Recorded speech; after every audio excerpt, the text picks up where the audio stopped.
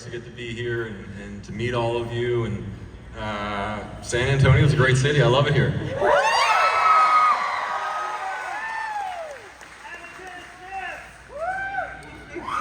We love our big little town.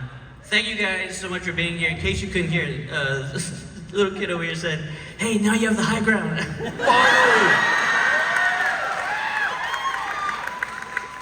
That he does. That he does. You nerd, you. You're making your parents proud. Welcome, you two.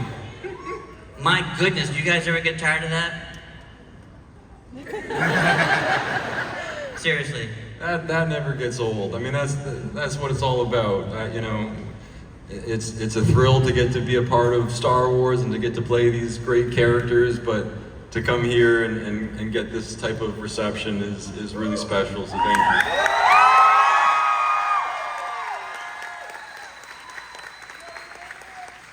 From a little theater school up in New York City to this stage here, you guys have been, progressing through your careers, and you somehow found this moment back together. Like, what does it mean to kind of reconnect on like this type of moment, on this type of level? It's surreal. I just have to say though, like, I'm so glad you spoke first, because it was just like the sweet Canadian thing, because I'm just like, yo, it's dope. Like the New Yorker in me is like, yo, that's so fly. But it's amazing, to be here with all of you, but to be here with you, and from where we started. It's wild to think, like, I remember when you got Star Wars, that it was just like, that's just like something you can't even aspire to. So it's crazy and wild to be able to be in that space, not fighting with you. Although we did enjoy the fighting, right? We'll talk about that. We did too. Yeah. What was that? Oh. You lack conviction, they all say. That was a good one. I like that one too.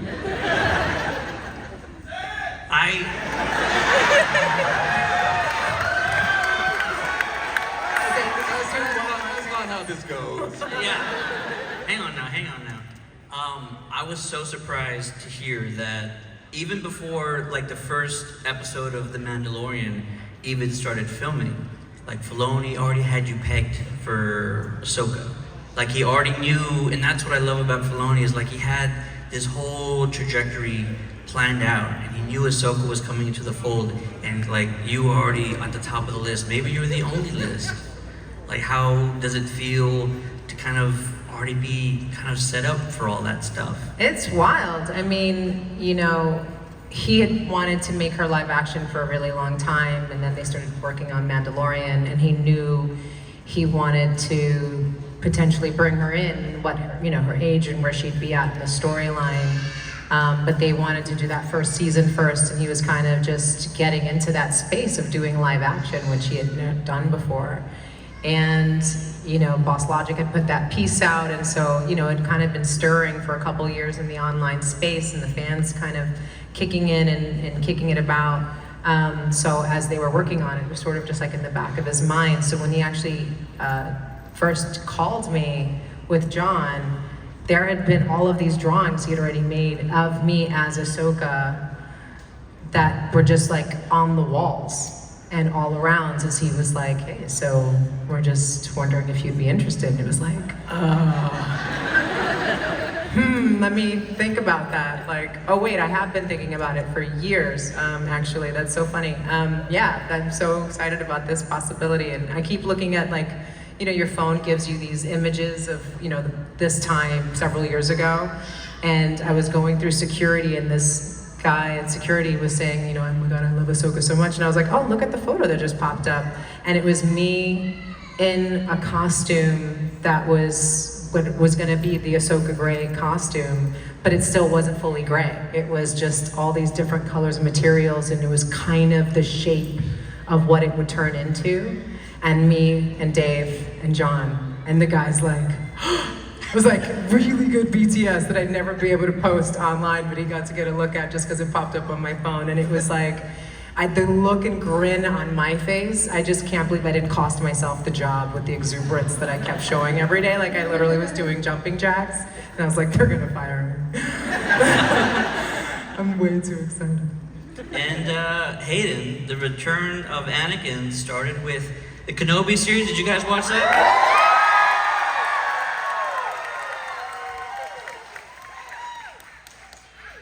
A lot of time had passed when you got a call and they say, hey, we're thinking about doing this thing, Ewan's on board, we want to bring you back.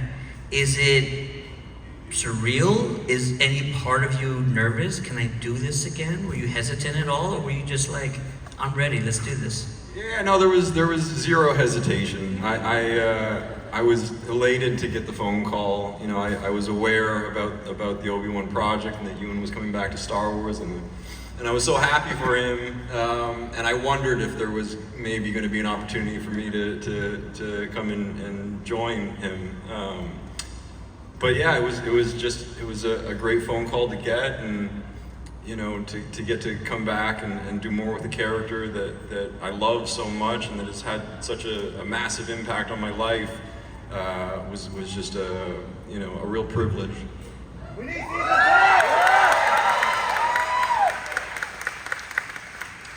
So not many actors get this like opportunity that you get after so much time has passed to kind of return to a character that they knew so well. And there's so much that Anakin had done and how he evolved. What conversations did you have with Filoni about where Anakin was going to be in the headspace, or how they were going to present him on screen? I mean, what was really exciting for me was that I felt like, Anakin's story had been told in the prequels, and so we sort of had already done all that heavy lifting, and so now it was kind of an opportunity to color the character with a little bit more nuance, and I was such a fan of Dave's storytelling already, and so to sort of get to be a part of his take on the character was something that I just saw as a really awesome opportunity, and I was so pleased with the script. The first time I read the script for Shadow Warrior, I was just blown away. I thought it was really, really exciting, and just thrilled to get to be a part of your show and to get to work with you and play these characters together. It was an awesome opportunity. But as far as like the headspace goes, it's a good question, but it's a tough one to answer too. Just because so much of it is just about sort of gut feeling and intuition, and so I sort of just kind of feel my way through, how that's going to sort of manifest itself and how I'm going to inhabit the character again. Absolutely. And for you, Ahsoka had been through so much, and it was great seeing like the Clone Wars, the final season. You guys watch that?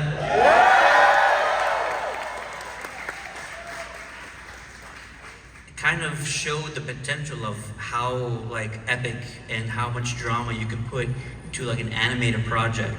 And so your Ahsoka, she's going through all this trauma. She's been through all these dark days in her past. Does any of that, did you have conversations with Filoni about like how to bring that to the screen and how to kind of set up her demeanor in this new project and like how you would go forward with her character?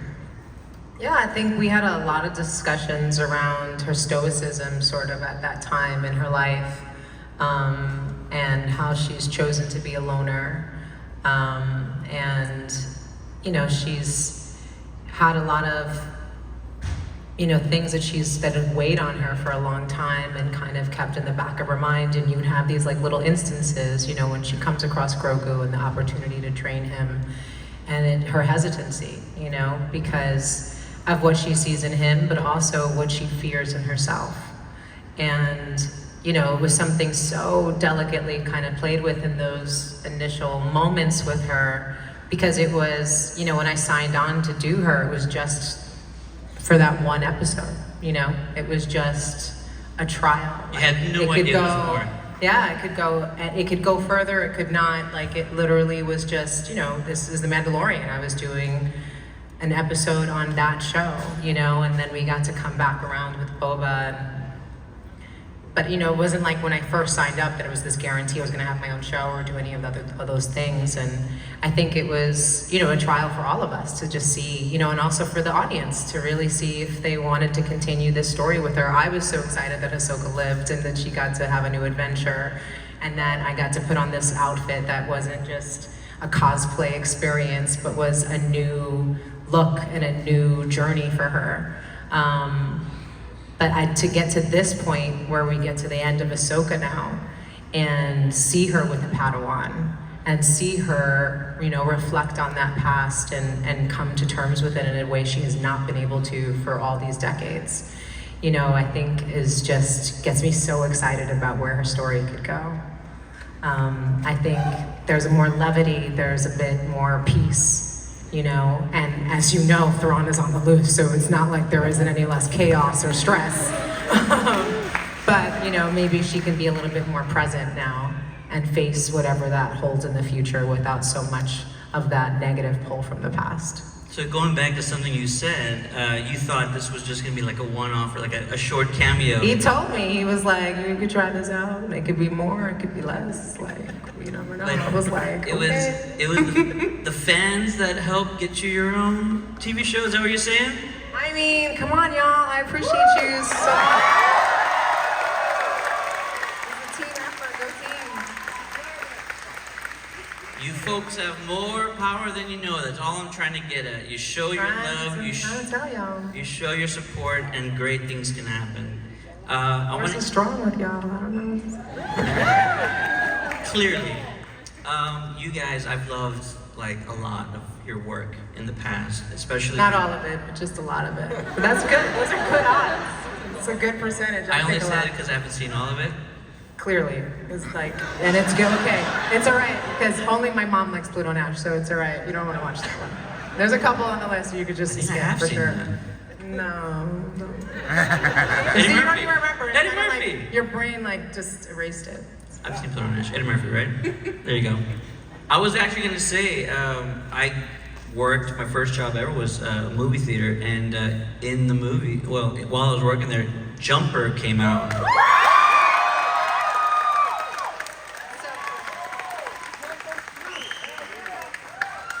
And so I'm gonna say, and I think they all will agree, Jumper still holds up. Yeah!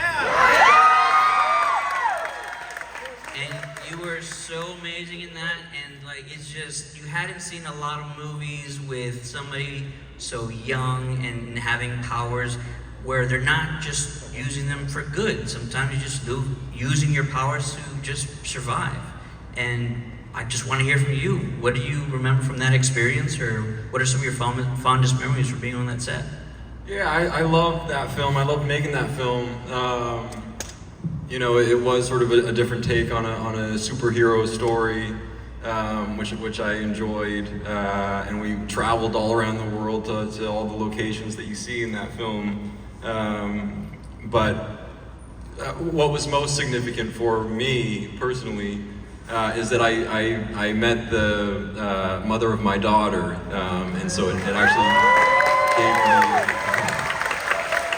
the greatest gift that I've ever gotten. My beautiful daughter, who's actually here today with my mom.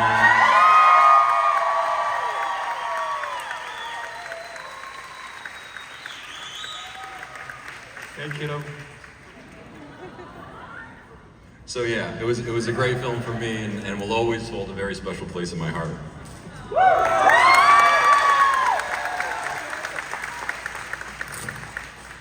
How high is her midichlorian count? Sorry? How high is her midichlorian count? It's very high. Clearly. So, in researching for this panel, Rosario, I did actually not know much about the sort of the challenges you faced growing up. You come from kind of a difficult past. You're laughing, but that's how difficult it was. I mean, I don't know if saying living paycheck to paycheck kind of describes exactly what you were going through, but I've seen you in the last few years and how many philanthropic efforts that you are a part of and how many organizations that you create and you raise. And I'm just wondering if the way that you were raised and your mother being so tough and just trying to make a better life for you is kind of what drives you to kind of make the world a better place. Oh no, 1,000,001%. I mean, I grew up, I was born in Coney Island. Coney Island Hospital, I'm lucky to be alive today. It's not a well-funded hospital. And then we moved to the Lower East Side of Manhattan, and my parents moved into an abandoned building that didn't have water, heat, or electricity. When we first moved in, we had plywood for a door and plastic sheets for windows. And then slowly my mom and my dad and people in the building got in a sewage line and put in electrical and, you know, learned how to do construction and all of these different things. And, you know, I just grew up with a lot of, you know, poor people helping poor people, a lot of tenacity, a lot of, you know, sweat equity, and people just putting in the effort and not expecting anyone to come in and rescue them or save them. And but also being really active politically, being really active in the community, you know, knowing that they had rights, you know, and pushing for them and doing it for the greater good of everyone. And it was just, you know, I started acting at 15, so for me it was just such a strange thing that people would put a microphone in front of my face immediately and ask me what kind of lipstick I was wearing, and I was like, are you registered? Are we going to talk about this housing crisis that's going on? It's really bad, and the confluence of, you know, the HIV/AIDS crisis and, you know, the heroin crack epidemics and the war on drugs. Like, we got to talk about this stuff. This is some heavy stuff. And then I got to Hollywood and they were like, that's your brand? That's not a really good brand. Maybe you want to work on that. And I was like, ew. They picked me off the street to be in this movie. Like, this isn't gonna last. I'm gonna take advantage of this mic as long as I got it. And crazy, they still keep giving them to me. It's insane.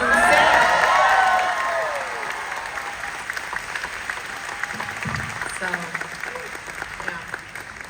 It's admirable.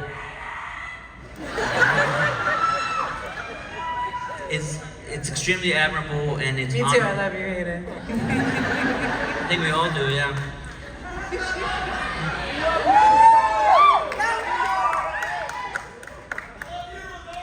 Thank you. Straight up love that.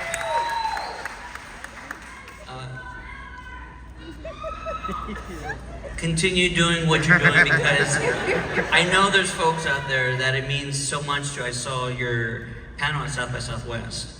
And so all the environmental stuff that you guys are doing, it opens awareness, and it really opens the eyes to people who their stories are not being told enough. Awesome. So thank you so much for all the work that you're doing. I feel like I found my people. You know, young people these days, they're coming in hot. And they understand that, you know, there's an intersection of all of these issues, and anywhere you're doing that work, especially if you're talking about, you know, everything from women's rights to equality, you know, talking about the healthcare, the environment, like equity doesn't exist anywhere on the planet. So anywhere you're doing the work, especially locally, makes such a big impact and makes such a difference. So I'm just so grateful to be here. I say I straddle the centuries. You know, I remember when we counted time by decades. Now we count it by like trending cycles. But you know, this new generation is just all about it, and they're showing up for each other's causes and getting, you know, how robust you have to kind of come at things, and how myriad all of these issues are, and how they all affect each other. And I just feel like I found my people. This next generation come up, and it's not what I grew up with, which was like saying pick a lane and pick a cause. It was like they all matter. I don't know what to say. And now people seem to get that really, really hardcore, and I so appreciate that. Amen.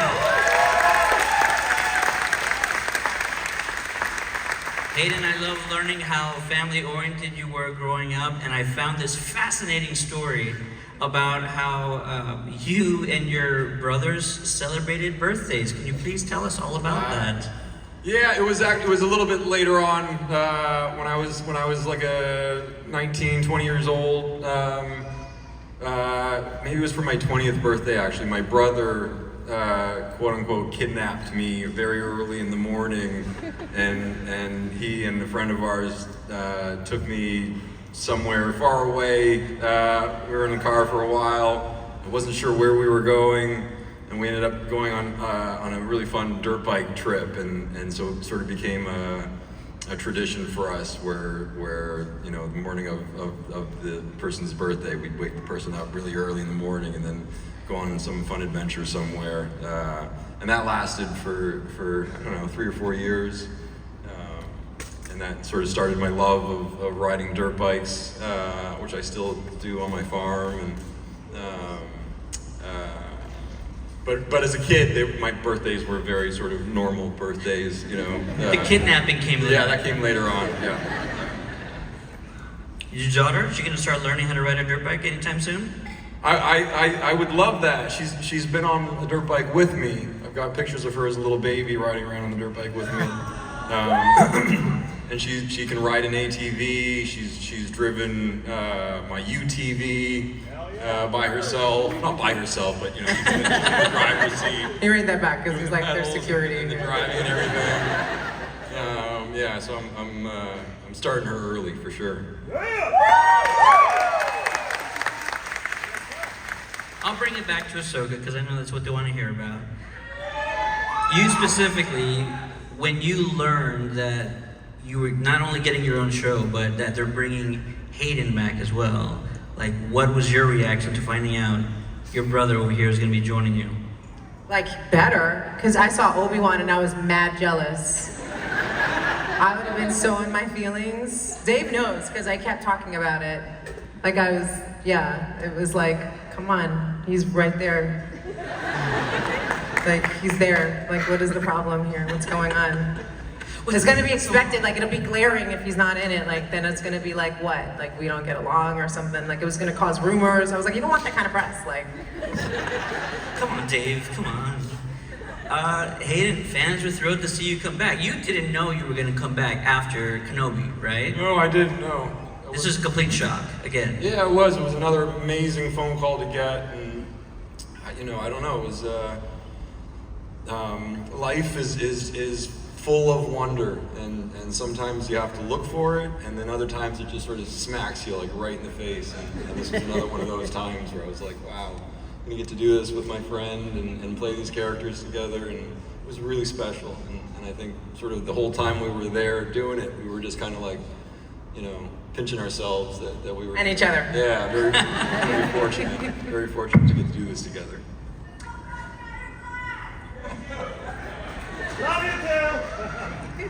I think what makes it even more special is that this is an Anakin we've not seen before. You are a master with a Padawan in live action. We've seen it in animated form. We've never seen you with a Padawan in live action. Yeah. So what are the nuances, or for you, like how fulfilling was it that now you get to be the master, you get to sort of do all the teaching, and did you take anything from like Ewan's Kenobi back in the prequels about how you would act? I borrowed from everywhere. But that was part of the joy of this, was that it was a slightly different slant on the character, and that I was, getting to sort of, be a version of a master and sort of get to sort of wield both sides of the Force, and it was just it checked a lot of boxes for me, and I loved sort of how Dave conceived of it, and so many amazing visuals too, like all the stuff where you see Anakin flash into Vader and then back to Anakin. I take no credit for that, but it was amazing. So it was just a real thrill for me, and I couldn't have been happier with how it came out. Love you! It's definitely one of those things too, like as a fan, you're watching it and like freaking out. And it's just so incredible to watch, but also, as someone who just loves this character so much and getting this opportunity to show the breadth of her to maybe people who are just discovering her for the first time, because I just think that's so fascinating how people approach Star Wars from the films. Maybe they grew up with the animation, you know, maybe they've come across some of the fan books or things online, and now they're getting introduced in these shows. But for some people, you know, just to the brilliance of it, like that he was able to craft this in a way that for the folks who have seen everything and read everything and watched everything, and for folks who are discovering these characters for the first time, that we got to experience this range of Ahsoka's life and, you know, what that felt like, what that looked like, you know, for someone watching it for the first time or someone who had seen it forever, how young she was when she was in the middle of war, what that pressure was on her at such a young age, just, and how much storytelling was done in such a short period of time that I think, you know, I just had so much even more compassion for her and where she's at and understanding, and I'm so grateful that her story continues and that we get to see where she goes next, because she's gone through so much. So much. And it's so cool that now she trusts herself to have a Padawan herself. And I love that the tradition of very stubborn, very challenging personalities continues with my little Mandalorian Jedi. Yeah.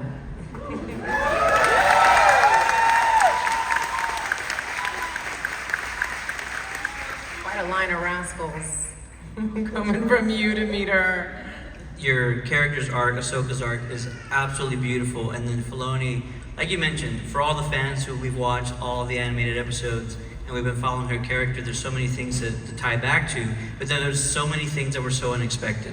The flashbacks were amazing back in the sort of Clone Wars battles, but then we saw young Ahsoka, and I was like, stop! Oh my God, the hits just keep on coming. Your experience with, I'm sorry I forget the actress's name, but working with Ariana, working with Ariana as young Ahsoka in those scenes. Yeah, she was awesome. She's a wonderful actress, and I thought just perfectly cast, like just really captured the essence of the character at that age, and for me as well, like just seeing Ahsoka in battle was a very powerful thing. But we had a lot of fun together.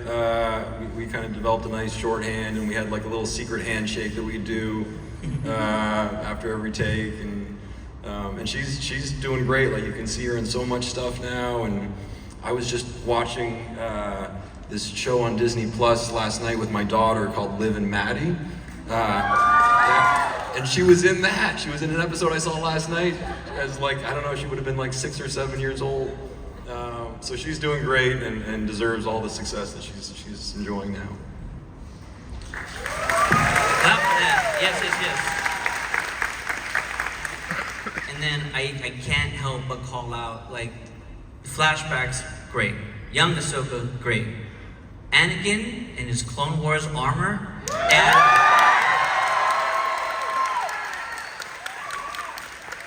Yeah, I'm not alone.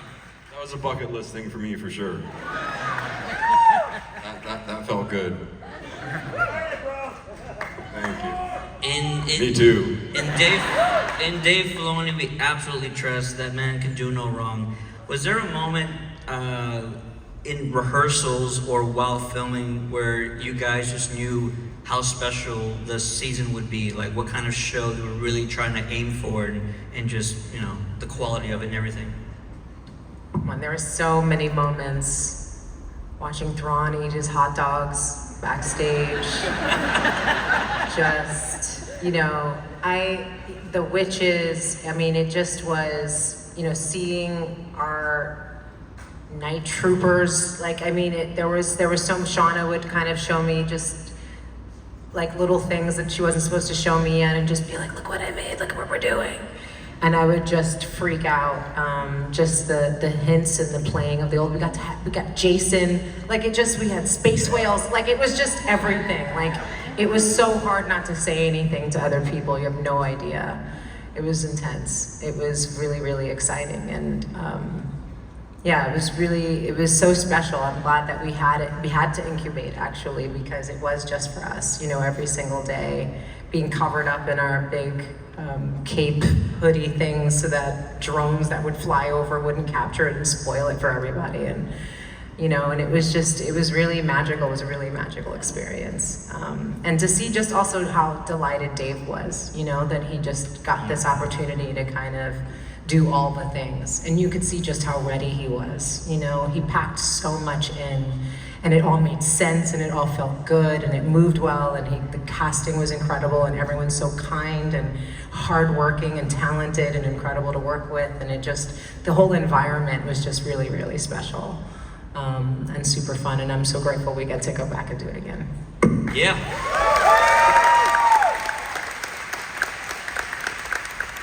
Would you like to elaborate on anything either on set, off set?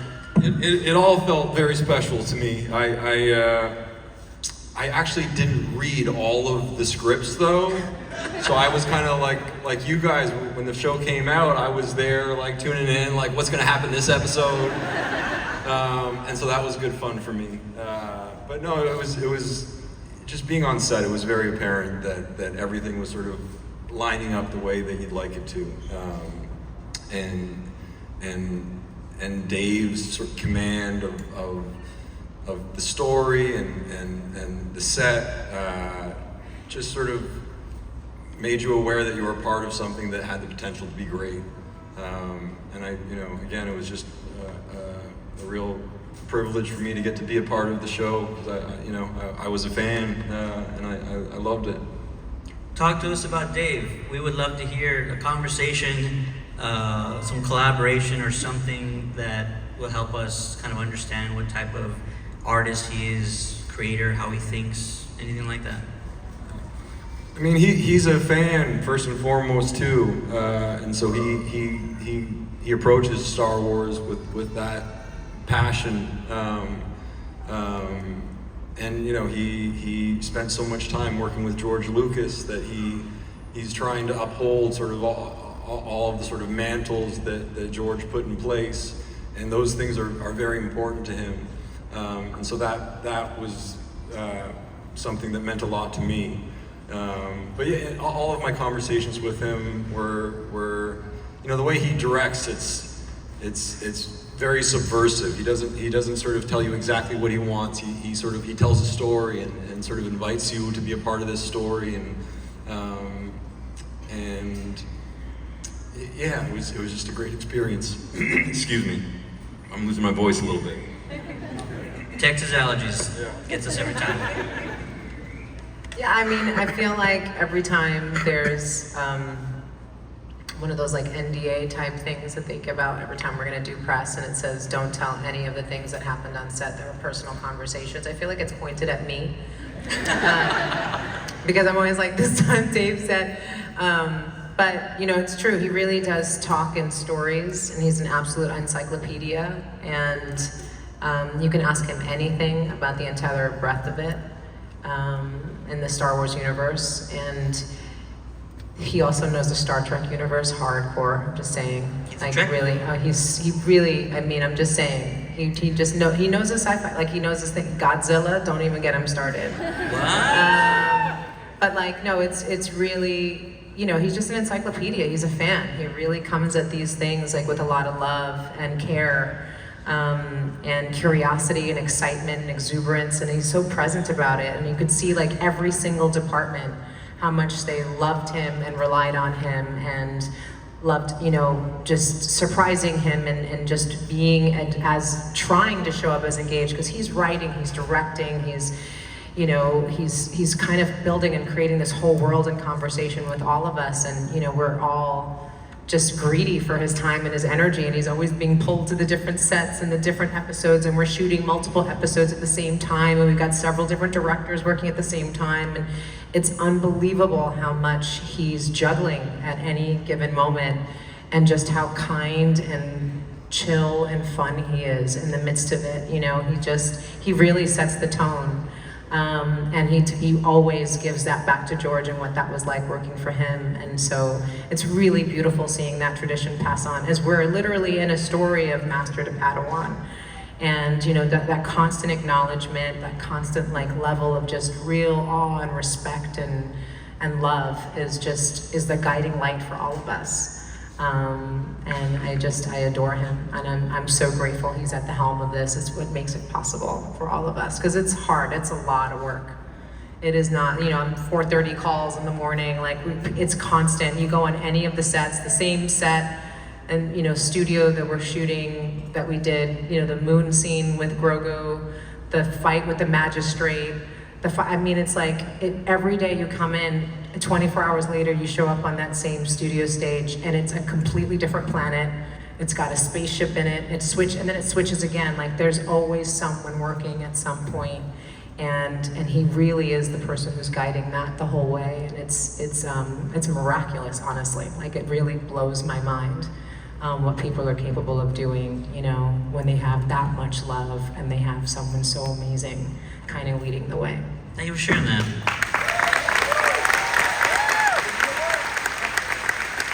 And we absolutely appreciate all those extremely early call times and those long days. For you guys, I know it's worth it, but for us, it means the world. Right?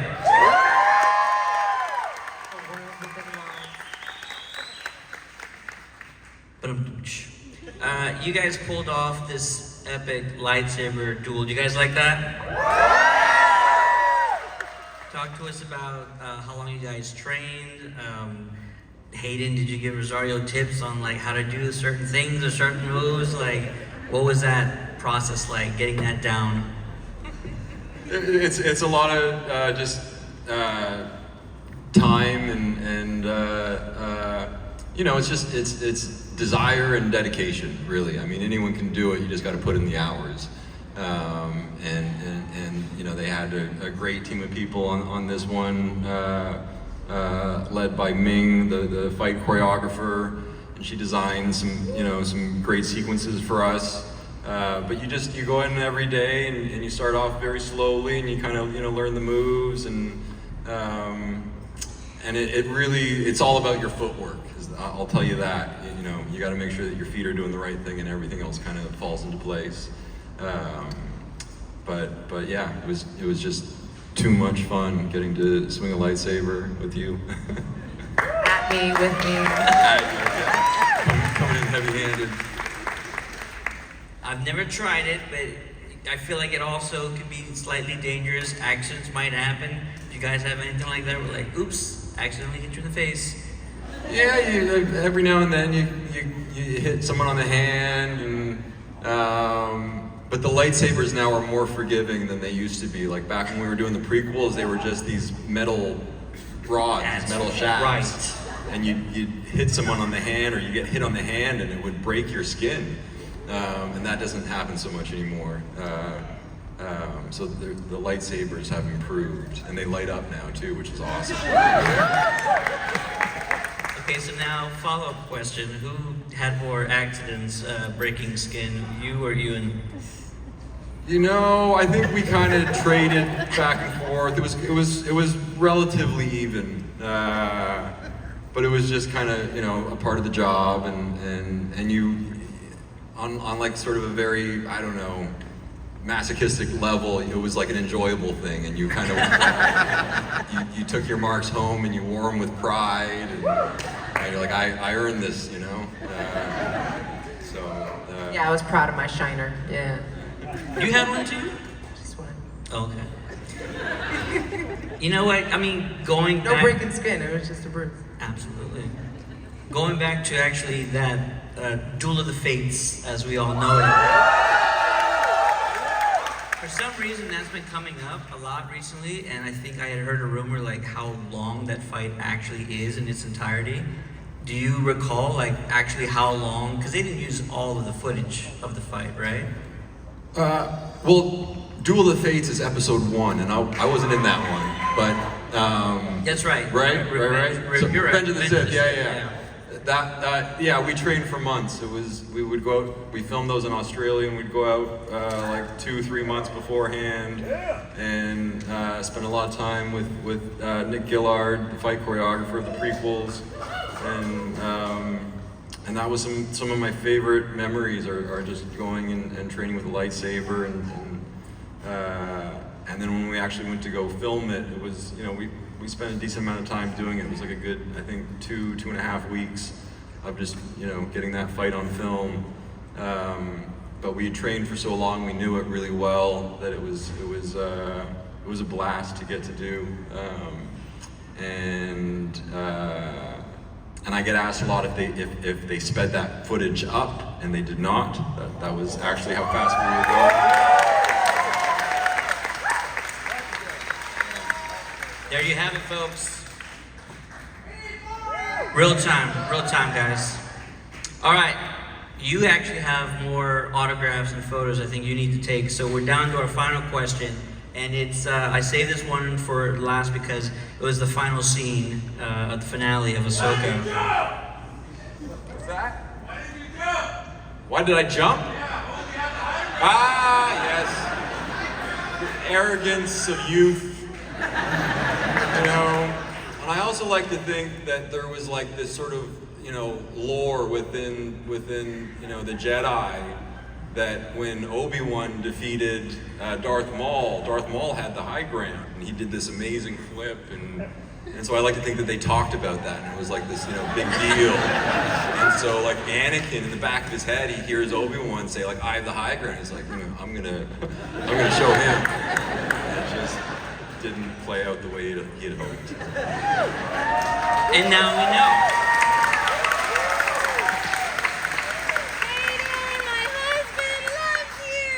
The finale of Ahsoka ends with us getting one final glorious look at Anakin. It is a beautiful and fitting conclusion for him.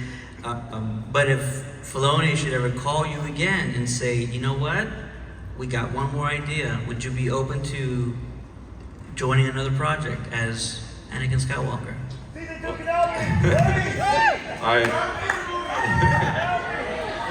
I was so happy with how Dave handled the character, and I loved, you know, how they concluded the show.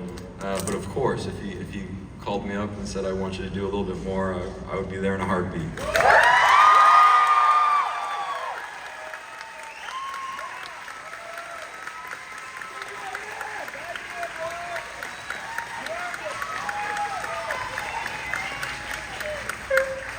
I think they would like that. I would like it even more. As I mentioned earlier, Ahsoka was absolutely perfection from start to finish. It gave us the drama, it gave us the satisfying story arcs, it gave us all these big epic moments, and you guys were absolutely incredible. Seeing the two of you together was magical, and knowing that you two have come all the way from that tiny little acting school in New York City to, you know, that big stage and fighting in the galaxy. We'll never forget it. Thank you so much for everything you guys do. Thank you for being